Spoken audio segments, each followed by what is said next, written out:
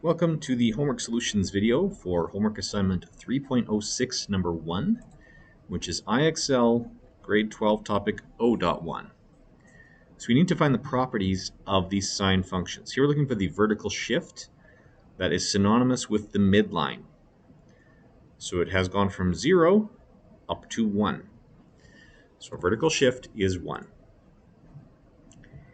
Here we want to find the amplitude. Amplitude is max minus min divided by 2. The max is negative 3.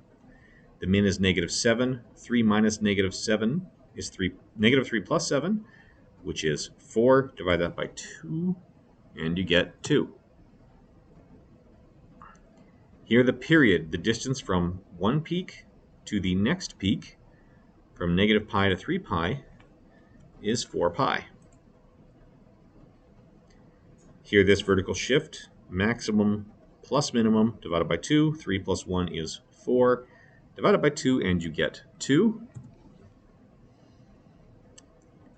Now the amplitude of this sinusoidal, we go from 0 to a negative 4. The amplitude is 2. The period, we've got a negative pi over 2 here, a 3 pi over 2 there, or from this midline, 0 to 2 pi. The period is the unmodified 2 pi. This vertical shift, between plus and minus half, the vertical shift is still 0. The midline is at 0. The amplitude, that's 5 minus 1 over 2. So 5 minus 1 is 4. Divide that by 2. We have an amplitude of 2. Vertical shift is top plus bottom over 2. So the halfway point between the max and the min here is 3. The amplitude here is that coefficient of sine. The vertical shift is that plus 4 at the end. The amplitude here is the coefficient of sine, which we don't see, so it must be 1. The phase shift here is of x minus pi is just pi units. This period is going to be 2 pi over 4. 2 pi over 4 reduces to pi over 2. It's the 4 because that's the coefficient of x, not the other one. Here the phase shift, notice there are no brackets. We have to factor that 2 out on our own. So in brackets, this would be x minus pi over 2. So our phase shift here has to be pi over 2. The amplitude here is just the coefficient of our sine function. So even though we got all this craziness inside, it's just 1 over 3. This period, the coefficient of x is 1. So the period is the unmodified 2 pi. Here the amplitude, even though there's a negative sign there, we usually treat the amplitude as positive. I'm going to try entering that as positive. Yes, take it as the positive 1/2. Here, find amplitude, period, and frequency. Amplitude here, max minus min over 2 is 1. The period from peak to peak, or identical point to identical point, we go from 0 to pi there, so the period is pi. Now the frequency, I realize we didn't talk about because that's not something that shows up in our math curriculum. Sorry, I didn't realize it was in this. Frequency is 1 over the period. So if our period is pi, the frequency is 1 over pi. So, amplitude is 1/2. I was counting boxes. I got the pi and the 1 over pi right. But I made the classic mistake of counting boxes and not actually checking where the y-axis lines up. Vertical shift here is negative 2. It goes 2 units down.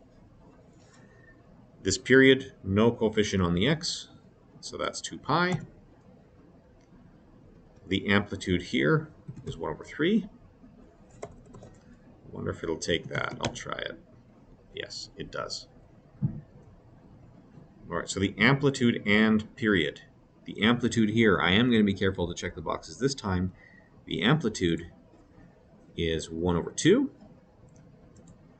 And the period is 2 pi.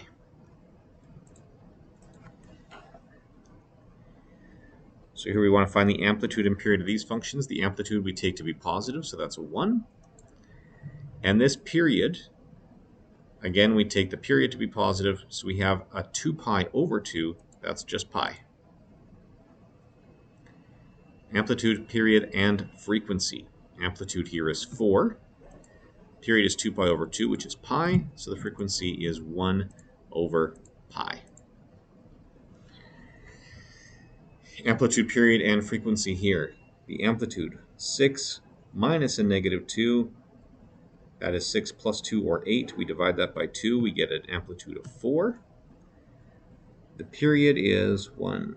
Right. Well, we see a little shift, or it's 1 left of negative pi over 2 to 1 left of pi over 2. So that's the same as negative pi over 2 to pi over 2. That's a period of pi. So the frequency is 1 over pi. So this amplitude and period, the amplitude is 1. We go from positive 1 to negative 1.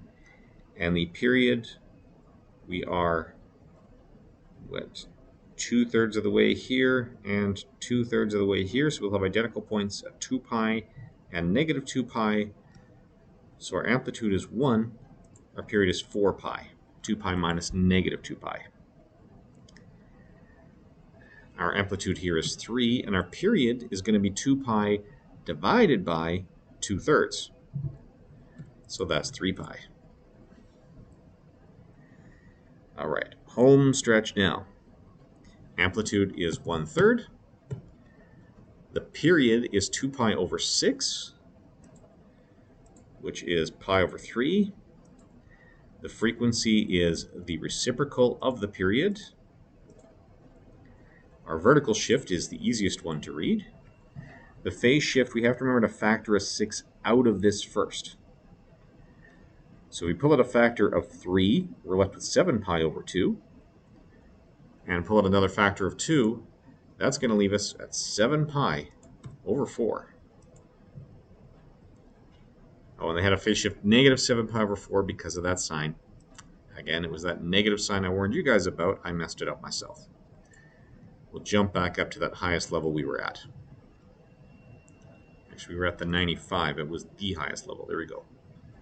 So putting everything together. Amplitude is 3.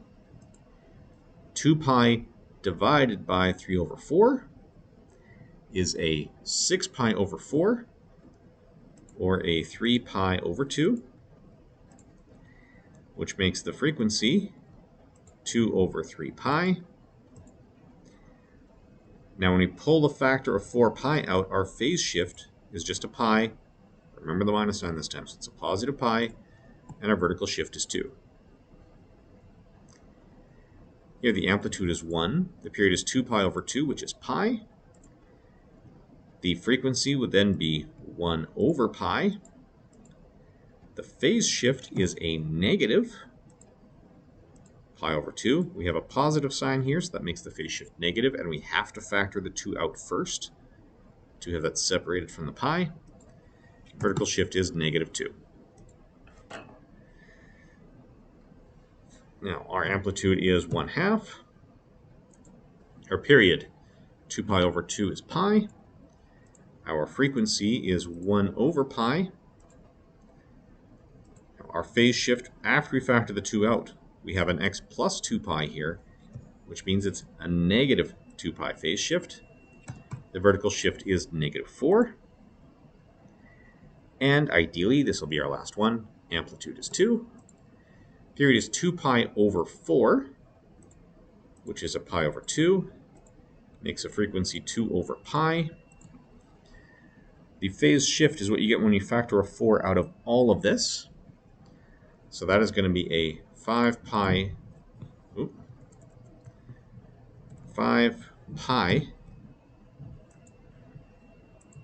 So we factor one of the 2's out. We don't have another 2, so that 3 becomes a 6.